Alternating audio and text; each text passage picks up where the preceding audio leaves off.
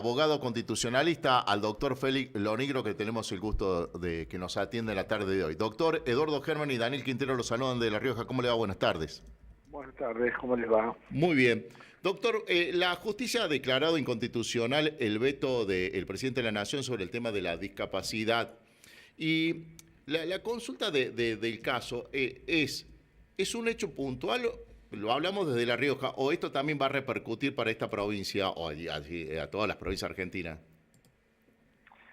Eh, bueno, a ver, es un veto, es una ley nacional y el veto es una ley nacional, obviamente, repercute en todos lados. Pero, a ver, el presidente de la Nación tiene la facultad de vetar eh, y un veto solo puede ser declarado inconstitucional cuando no cumple con alguno de los requisitos que la Constitución prevé para la instrumentación del veto. Y el único requisito que está previsto es el plazo. El presidente tiene 10 días hábiles desde que la ley le llega a sancionar, desde que el Senado le comunica la sanción de la ley, 10 días hábiles para vetar. Si se pasa ese plazo, el veto está fuera del plazo, es inconstitucional. Pero no hay otra causal de inconstitucionalidad. También podría pasar que fuera alguna ley que no fuera susceptible de ser vetada. Hay leyes que no pueden ser vetadas, hay dos nada más. Según la Constitución, una ley de convocatoria a consulta popular vinculante no podría ser vetada. Y si el pueblo en una consulta popular vinculante le dice que sí a un proyecto de ley que se somete a su consideración, esa ley votada por la gente tampoco puede ser vetada. Fuera de esos dos casos, no hay ley que no se pueda vetar. Entonces, el presidente vetó, lo hizo dentro del plazo. Ok, la oportunidad, el mérito o la conveniencia de vetar esa ley no es judiciable, es una cuestión política no judiciable. Eso es una teoría, la de los actos políticos no judiciables, que tiene más de 100 años. Ahora, viene un juez federal y dice, no, porque en realidad esa ley estaba de acuerdo con los parámetros internacionales, que no dice y no hace mucha referencia a nada acerca de cuáles son esos parámetros internacionales, un tratado internacional que no tiene jerarquía constitucional, hace referencia es el tema de la discapacidad. Yo quiero aclarar una cosa, yo soy crítico de ese veto, o sea, yo creo que esa ley no debió haber sido vetada, y si yo fuera legislador, trataría de rechazar el veto. Pero yo estoy hablando técnicamente. Un juez no es judiciable, no puede intervenir. El juez debería haber dicho, esto es una cuestión política no judiciable. Lo que pasa es que, bueno, el juez se sensibilizó con el tema de la discapacidad, obviamente, es un tema complicado, entonces prefirió hacer esto y declarar la inconstitucionalidad. Por supuesto, esto va a ser apelado y tendrá que resolver, en todo caso, la Cámara Federal o la Corte, eventualmente. Félix, ¿cómo le va? Daniel lo saluda. ¿Qué tal? Buen día. Me encanta Félix, Félix se llamaba mi viejo. No somos muchos, no somos muchos. De un sobrino también, Félix. Usted decía recién que una consulta popular vinculante, por ejemplo, le doy un ejemplo rapidito. Acá en La Rioja está el eterno tema de la minería, ¿no? Minería sí, minería no. Acá con el compañero Eduardo, que estamos a favor de la minería, hemos dicho muchas veces de por qué no un plebiscito vinculante y que la gente decida si La Rioja es minera o no minera. Si fuese así entonces y ganara el sí, no puede ser rechazada a nivel provincial. ¿También No, aplica? a ver, hay que ver cómo está regulado en la Constitución de La Rioja. Claro, porque claro. Esto que estoy diciendo yo está previsto en la Constitución Nacional para cuando la consulta popular es nacional. Está bien. Ahora, si en La Rioja, en el caso del artículo 40 de la Constitución Nacional, dice que la ley de convocatoria no podrá ser vetada. Bueno, si no dice lo mismo la Constitución provincial, entonces, bueno, no aplica, porque eso es un tema local y cada mecanismo de participación popular tiene una regulación local y específica. Sí. Por eso no puedo decir mucho porque no conozco bien ahí en La Rioja cómo está previsto ese tema. Está bien. Félix, y la otra pregunta es si lo habían tentado para alguna lista, como al amigo Fargosi. Bueno, yo soy en este momento candidato a primer senador por la primera sección electoral en la provincia de Buenos Aires, así senador provincial, por la agrupación Potencia, que es una alianza encabezada por María Eugenia Talerico. Ah, claro, sí. Que, bueno, ella presidió la UIF durante la época de Macri y fue candidata a senadora hace 2 años.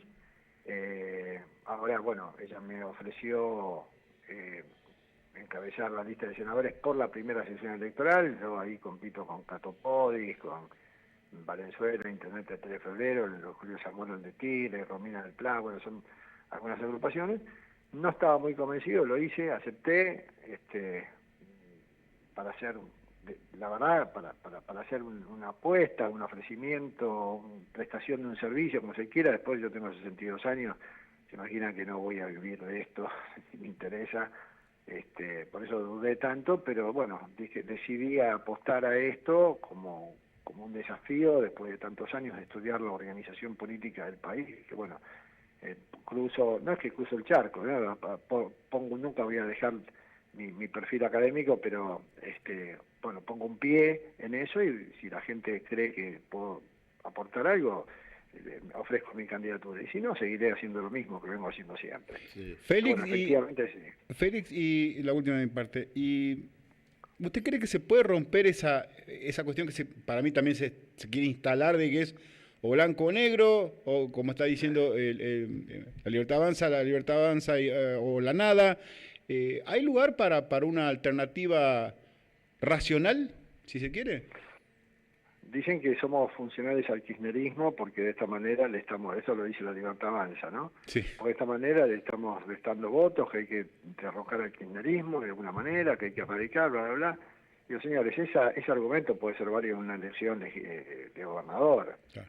De hecho, en las elecciones pasadas, en las que hubo que elegir gobernador, la Libertad Avanza, que ahora nos dice que somos funcionales al kirchnerismo, estaba Grindetti como candidato de Juntos por el Cambio y la Libertad Avanza le puso Píparo. Total. Si eso dividió a la oposición y ganó Kicillof, entonces que ahora la Libertad Avanza venga con ese argumento suena tan hipócrita, realmente da vergüenza ajena. De cualquier manera, esta es una elección legislativa, esto no es así. Acá en la elección legislativa tienen que estar todas las voces representadas. Nadie me indica que si todo el mundo vota la libertad, si todo el bloque antikirchnerista que vota la Libertad Avanza que tiene en sus listas kirchneristas también, masistas, de todo tiene, que la Libertad Avanza no va a explotar en 10.000 pedazos después que estén metidos todos ahí en el Congreso. Realmente los únicos antikirchneristas realmente puros que existen ahí de toda la oposición somos nosotros, en la agrupación Potencia. No hay uno que haya pertenecido a esas listas. Entonces, ahí dicen, María Eugenia Talerico fue masista. Fue masista María Eugenia Talerico cuando dijo en su momento, sí, hay que estar con Massa, cuando Massa decía que había que erradicar a la cámpora. Pero ¿quién cambió ahí? ¿Quién cambió? Después María Eugenia Talerico fue la que le metió la denuncia a Massa por el desastre que hizo cuando fue ministro de Economía. O sea, si yo sigo a un tipo y el tipo se cambia de vereda, bueno, yo no tengo la culpa. Sí. Indudablemente es una hipocresía todo esto propio de la política. Estas son las cosas que a mí me molestan, que yo no me acostumbre, porque yo no vengo de este palo, yo vengo del palo académico, y cuando me meto en la política y veo que se usan argumentos tan deleznables, ¿no? Y qué sé yo, me siento incómodo, sinceramente. Pero bueno, tengo que contestar estas cosas porque decidí jugar en este terreno, al menos hasta el 7 de septiembre. Después veremos qué pasa. Doctor, por último, ya hablando de esto, le voy a hacer una pregunta que es muy discriminatoria de mi parte, pero yo tengo una posición. Yo creo que toda aquella persona que ocupe cargos legislativos a nivel provincial, consejos liberantes también, ni hablar en el Congreso de la Nación, tienen que tener estudios. Porque allí definen muchas cosas, fundamentalmente que uno mira, que le debe pasar a usted, que usted es un hombre muy respetado a nivel académico, que no conoce ni la Constitución Nacional. A eso voy. Sí, sí. Bueno, yo lo estoy diciendo, tal vez ni siquiera tan definido como lo dice usted, que tiene que tener estudios, pero digo, por lo menos alguna preparación, porque yo hice un posteo en Twitter, que después, bueno, obviamente los insultos, los agravios de la cloaca llamada Twitter, que en realidad la cloaca es la gente, ¿no? Pero he puesto ahí, yo no soy hijo de cómico, yo no soy modelo, no soy vedette, no soy futbolista, soy abogado constitucionalista y profesor de Derecho Constitucional y demás. Si hay algo que yo entiendo es que si yo voy a un hospital para atenderme una patología, quiero que me atienda un médico. Pero todo el mundo tiene derecho a ser médico. Sí, bueno, pero prepárese si quiere ser médico. Acá pasa lo mismo, todo el mundo tiene derecho a ser legislador. Bueno, prepárese de alguna manera. No es que yo diga que hay que ser abogado, que hay que ser ingeniero, no, pero hay que tener un mínimo de preparación. No es suficiente ser conocido para estar en un cuerpo legislativo. Y bueno, pero a ver, lo dicen los mismos seguidores de la Libertad de Avanza. A mí no me importa la idoneidad de los legisladores, lo único que quiero es que vayan y le sean fieles a mi ley, le levanten la mano y le voten todos los proyectos de ley. Bueno, listo, volvamos a la autocracia. Y digámosle a Montesquieu que estaba equivocado. No sé, es lo que se me ocurre, ¿no? No, bueno. Le agradezco muchísimo, doctor, por este tiempo para la provincia de La Rioja, para tener la opinión y además le digo que vamos aprendiendo en base a sus palabras, por la explicación que hace a nivel radial y en este caso también estamos hablando por la tele aquí en La Rioja. Le agradezco muchísimo y termine lindo el día. Muchas gracias. Gracias, doctor. Hasta luego. Suerte. El doctor Félix Lonigro, abogado constitucionalista, hablando del tema de veto. Acabamos de conocer dos cosas que por ahí uno desconocía.